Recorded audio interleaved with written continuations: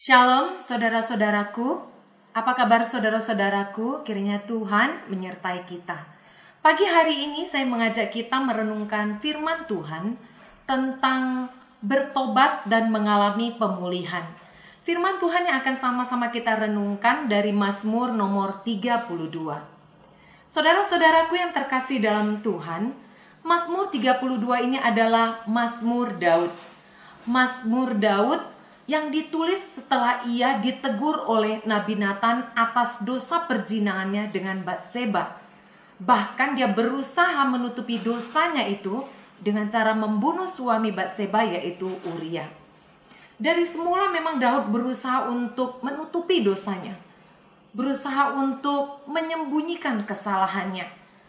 Dia berpikir bahwa tidak akan ada yang tahu, tidak seorang pun yang akan mengetahui tentang hal ini ketika dia menutupi semua cerita, semua kisah dosanya ini. Daud berpikir bahwa rahasianya ini akan rapi tertutup dengan matinya Uria. Saudara-saudaraku, sebagai anak Tuhan yang percaya Tuhan, yang mengenal Tuhan, harusnya kita, Daud, tahu tidak ada yang bisa kita sembunyikan dari Tuhan. Di dalam firman Tuhan, di dalam Ibrani pasal 4 ayat 3 dituliskan, tidak ada suatu makhluk pun yang tersembunyi di hadapan Tuhan, sebab segala sesuatu telanjang dan terbuka di depan mata Dia, yang kepadanya kita harus memberikan pertanggungjawab. Saudara-saudaraku, kita berusaha menutupi, mengelabui Tuhan, itu adalah hal yang tidak mungkin, karena Allah kita adalah Maha Kuasa, Maha Tahu. Semua hal terbuka di mata Tuhan. Demikian juga dengan Daud.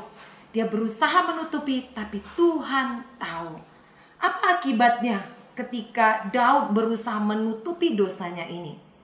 Di dalam Mazmur nomor 32 ayat 3-4, Daud memberitahukan apa akibatnya ketika menutupi dosa. Selama aku berdiam diri, tulang-tulangku menjadi lesu, karena aku mengeluh sepanjang hari. Sebab siang malam tanganmu menekan aku dengan berat. Sumsumku menjadi kering seperti oleh teriknya musim panas. Saudara-saudaraku, ketika kita berusaha menutupi dosa, bukan saja Tuhan tahu, tapi kita secara pribadi pun mengalami penderitaan yang luar biasa. Hati kita tidak tenang. Hati nurani kita menggelisahkan kita. Roh Kudus selalu mendorong kita untuk mengaku dosa. Saudara-saudaraku, akhirnya Daud mengakui dosanya.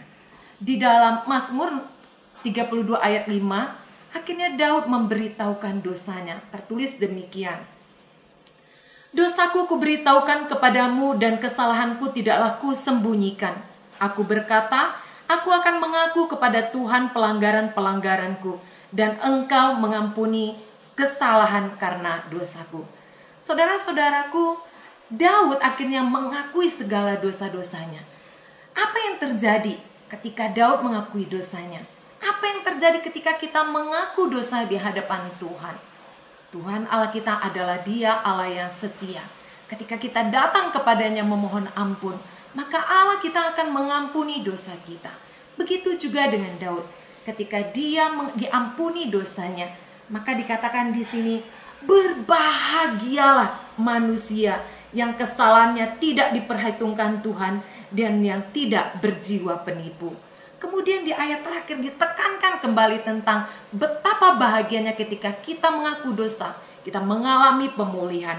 Firman Tuhan di ayat 11 berbunyi, bersukacitalah dalam Tuhan dan bersorak-soraklah, hai orang-orang benar. Bersorak-soraklah, hai orang-orang yang jujur. Saudara-saudaraku, firman Tuhan hari ini mengingatkan kepada kita, ketika kita sebagai anak Tuhan berbuat dosa, mengakulah, minta ampunlah, bertobatlah di hadapan Tuhan, akuilah dosa kita di hadapan Tuhan, maka kita akan mengalami pemulihan, mengalami sukacita, kita mengalami bahagia yang dari Tuhan. Selamat menjadi anak-anak Tuhan yang mau mengaku dosa dan dipulihkan. Tuhan memberkati.